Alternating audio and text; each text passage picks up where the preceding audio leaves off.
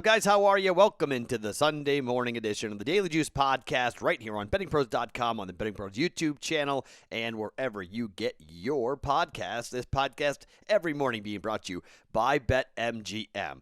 Okay, I'm trying to end a really bad day on a decent note. So I have Abilene Christian at plus 8.5. And I've got Texas at plus 1.5 in game. So I'm trying to hit them both here. It is a 3-point game with 3 minutes to play. Abilene Christian's leading. So I'm probably going to get one of these bets right. I'm trying to get both these bets right. Texas is in my final four. I've already lost Ohio State. So why not lose both or two of my final four teams in the beginning of the tournament, in the first weekend of the tournament. So yesterday was a disaster, and so we go 1-2, 3-1, 1-4, and I really liked that Oregon play. I thought Oregon was going to win that game going away to VCU. I mean, who knows if they would have, but I mean, 2-4 wouldn't have been great, but it would have been better than 1-4, and that's just fall on my face disaster. So it's on me. Those are bad picks. The Big East goes 0-3. Creighton wins, doesn't cover. Georgetown gets absolutely thumped, just destroyed. And then to top it all off, Drake, those Georgetown, that was Creighton and UConn. That was the third one, the third biggest play that does not hit. So LSU, we faded the trendy dog. That went 2-1 for us, so that was a win. That was one positive mark. We get that LSU game right when it's 1.5, and that was great. That was like, okay, good start to the day, and then it just kind of fell apart. Drake, I had no problem losing Drake, okay? I was riding those guys, talked about it on the podcast yesterday. I was concerned about it. I thought they might get thumped, didn't care. I was just going to, look, if I sacrificed the half a unit, I sacrificed the half a unit because it's Drake. And then the Creighton Blue Jays, I mean, they played really well in the first 5 minutes of the second half, and they were covering for most of the second half, and then you got to credit a really scrappy team in UCSB, and they had a layup to win that game. I mean, the Jays are lucky to be in this, but the Jays get Ohio now because Ohio wins outright over Virginia, so that's going to be a really interesting game to get into coming up tomorrow on a Monday. By the way, we have a full slate of games, 8 games on Monday, which is very rare for the NCAA tournament. So we'll see how that winds up going. But I've got a 2-leg moneyline parlay today. I've got a total today. I've got a hockey play today. Why? Why the hell not? Because yesterday was so bad. I'm going to shake it up a little bit. I'm going to do things a little bit differently. And so I'm going to try to do something to get us, back on the winning track here. I'm 5-7 in the dance. So it's not great, but it's not horrible either. I mean, it's not like we're just, losing money like crazy. But 5-7 is still not that great. Still losing money. So not the way I wanted to end the week. So let's get back up here on the horse with the Sunday and get rolling here as we go forward for us here on the Daily Juice. Now, today we start the second round. What does that mean from a BetMGM offer? Okay, things change a little bit here. BetMGM is still giving you a chance to have $106 in free bets with the 8 games going today. Juice100 is the promo code you're going to use to sign up for an account with BetMGM. Use that promo code Juice100. A $20 bet on any college basketball game played in the second round is going to get you a free $20 bet for every college basketball game played on that day. Okay? It's pretty good. It's a pretty good offer. Round 2, $20 bet, $20 on any game gets you a free $20 bet on every game that day. All right? That's pretty darn good. It's $160 there, $160 in free bets up for grabs at BetMGM using that promo code Juice100. So I would take advantage of that if you don't have a BetMGM account right now using that promo code Juice100. Okay, let's start with the 2 big favorites today. Let's start with the 2 guys, the 2 big boys, the number 1 seeds. Illinois against Loyola Chicago and Baylor taking on a scrappy Wisconsin team. Okay, Wisconsin has cost me so much money. I can't lay the 6, and I can't lay the 7. I think both these games are nail-biters, but I equally could see a complete blowout for both.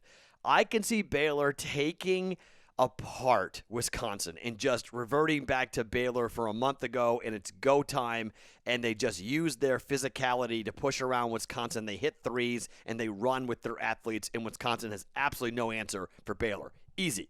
Or we see the seniors continue to play really well for Wisconsin, and they don't want to go home yet. And they scrap, and they claw, and they get after it, and there's just like one or two ridiculous plays at the end, and we see Baylor win, but Wisconsin covers. So I don't know what to do with that. Illinois against Loyola Chicago, the entire state of Illinois has to go out of state to bet that game, which is crazy. Biggest game of the year by far in college basketball. All the metrics are pointing towards Loyola Chicago to be in this game late, okay?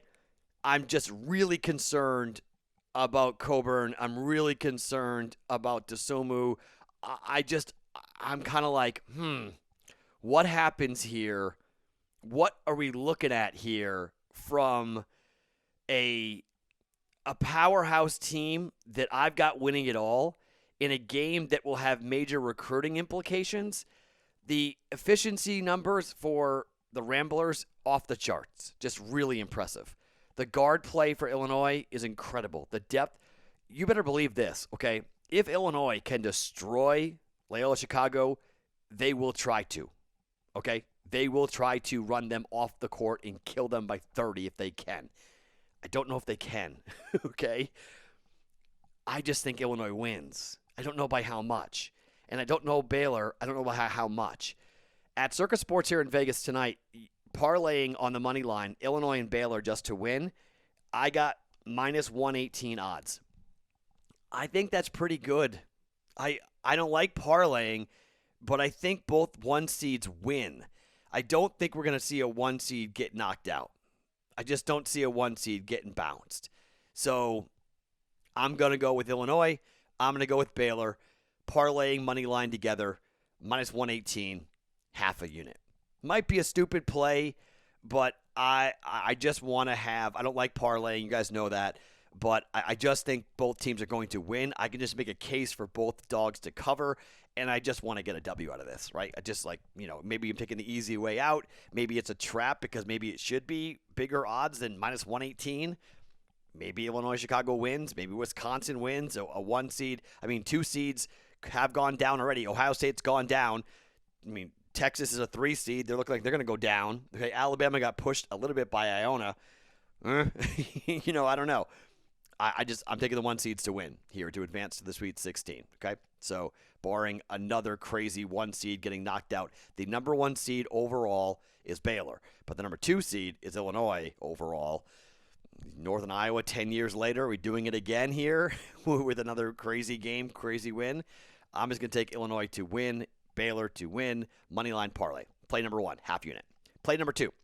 So Dave Sherapin and I had a running bet. How long would it take me to bet a total? He said Monday. Before Monday, I said, no, I'm not going to do it before Monday. Nah.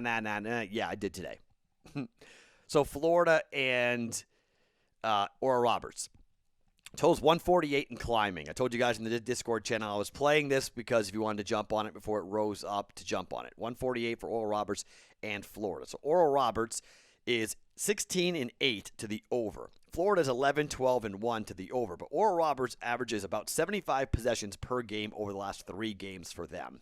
Their last game went under against Ohio State, but that was because Ohio State was expected to score 75-72, the win for Oral Roberts. They didn't shoot the ball particularly well in that game, but in the game before that against North Dakota State and South Dakota State, both those games went over. The last 2 games for Florida have gone over. Over against Va-Tech and over against Tennessee. Both of those games have been, one was a loss, one was a win for Florida. So they can be made to play fast when they need to or they have to. Some of these numbers are interesting when you break it down for Oral Roberts offensively. Oral Roberts is the number 1 free throw shooting team in the country, 82.6 points. Great for the over. Oral Roberts shoots 38.8% from behind the arc, 10th best in the country. Great for the over. Oral Roberts also isn't the greatest defensive teams, to be quite honest. Oral Roberts gives up 77.6 points per game. That's 311th in the country. Okay? Not great. They score, they run, they play up tempo. Florida's going to score. Oral Roberts, if they hit their threes, they're going to score. We're playing over 148. I know there's a lot of you guys who've been talking about the under trend, first half under, game unders. There's just something, I'm missing the boat. I get it. I'm missing the boat. You guys are cashing like crazy, making money in the Discord channel, telling everybody about these first half unders. I get it. I'm going the other way with Oral Roberts in Florida. I'm going to go with the over. Both these guys have played. Both these teams have played. So I'm hoping that we see some good shooting, some better shooting out of Oral Roberts. And Florida's going to have a chance to score because Oral Roberts gives up a lot of points. 311th in the country. They give up a lot of assists. They give up a lot of easy baskets.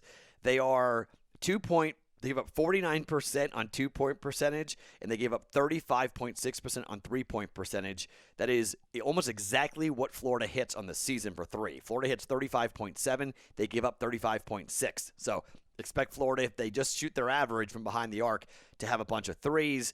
I think we're going with offense here. Oral Roberts in Florida, half a unit. We're going over. And I am laying one rather large number here.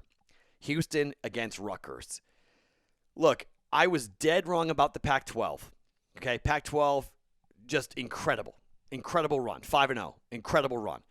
Dead wrong about UCLA. Dead wrong about Oregon State. I've been dead wrong. Fading the Pac-12 was a monster mistake. They took that and they jammed it down my throat. I've been a big fan of the Big Ten this year, but the Big Ten has been a little bit shaky. And Houston has a chance here to get after it, because they play a slow type of pace, and Rutgers can do that as well. But the problem is they shoot threes so well that you can be kind of doing your normal routine, and then you're down 10 because Houston's taking threes, and they rebound so well. I know Rutgers can muck it up with anybody else, but the one fear factor that you have to have is obviously there are guys on that Rutgers roster who are pretty darn good, and that's why I backed Rutgers in their last game. And, I mean, Ron Harper Jr. can get flying hot, and then, it could be difficult. But I don't know. I know Rutgers has played really well down the stretch, but I just think Houston is a different type of team when you're playing against a Rutgers team that they match up. I think they match up pretty well against Rutgers. And I was looking at the first half under in this game, but I just couldn't come around to it because of the way that Houston has been playing. Houston has been scoring a lot lately, and I'm concerned about that. Let's see. Sorry, from a total perspective for Houston, they have gone over their last three games by 8.5, by 10, and by 16. Houston has scored 87, 91, and 76 over their last three games, and the total of this game is 132. So they're expecting an ugly game. But if Houston plays the way they're capable of, if they score 80 points, we're going over here, okay? we're easily going to go over. Over in the first half, over for the game. So I can't go and bet this under, even though it feels like an under first half, and it feels like an under for the game, and just an ugly basketball game. But again, this is a Houston team that can win games 60-40, and they cover big numbers. They're laying 8.5 points here. I'm going to lay 8.5 points. I'm going to take Houston. This is one of our teams. They've done a really nice job this year for us. Cashed a lot of tickets with Houston. They're 19-8 to the number. Rutgers is 14-12-1 to the number, so they've been very good as well. So, I mean, I can't totally, just overlook them, but I like what they've done. I'm taking Houston, laying 8.5 today up against Rutgers. And I got one hockey play. Tampa Bay, huge game. Tampa Bay taking on a team that in Florida who might be right there contending for a championship or at least a cup bid with them. Florida is 26-4 overall. They're 10-2-1. 10-2-1 away from home. Tampa Bay is 22-6-2 and 12-2 at home. But this is backup goaltender time. No Vasilevsky coming in for Tampa Bay today, okay? Look at these teams and how they score. The number for this game is 6. Goals per game, 3.6, 3.3 for Florida and Tampa. Goals given up, 2.3 and 2.7. But when these two teams play, 3 games, 7 goals, 7 goals, 10 goals. Okay? When these two teams get together. Backup goaltender for Tampa, who has not been that good, has a goals against average of 3.19. I am going with the over. Over Florida in Tampa. We're going with a half a unit for Florida in Tampa here.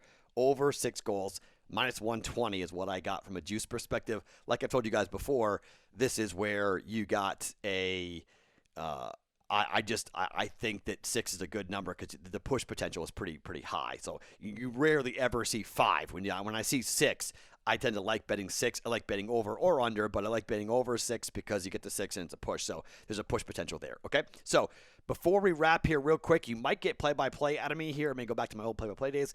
Is 52-51 Texas leading Abilene Christian. They got the basketball 14.6. They've got 1 timeout left, down by 1 here. And let's see if they go after it. And okay, not taking this timeout. They're going to go right here, right away. So can my Final Four team survive? To the rack, layup blocked, follow no good, foul. Oh my goodness, foul. With 1.2 seconds to go, foul. Maybe foul shots coming. Look, if this is kind of funny. So I have 1.5. I have an in-game bet of Texas plus 1.5, and I have Abilene Christian at plus 8.5. So the 8.5 is going to hit. So that's good. So I'm going to end the day on a positive note. That's good for tomorrow. The Texas game, the hook could get me here because Abilene Christian's got 2 free throws, and with 1.2 to go, you're going to need a half-court heave. So, well, they're going to timeout, and this podcast is over. But let's see what happens. So maybe I could hit 2 bets here to end the day and save my bankroll, which would be very, very nice if we were able to do that here to close out the Daily Juice for an awful day. But just kind of like parring or birdieing the 18th hole. When you're shooting a 95, you get that birdie on 18 and you're right back to it, and let's go, baby. All right? Plays Illinois Baylor parlay minus 118, half a unit. Oral Roberts, Florida, over 148, half a unit. Houston laying 8.5 to Rutgers, half a unit. Florida, Tampa, over 6 goals, minus 120, half a unit. 4 plays, 3 basketball, 1 hockey. It's the Daily Juice Podcast being brought to you by BetMGM every single morning right here on BettingPros.com.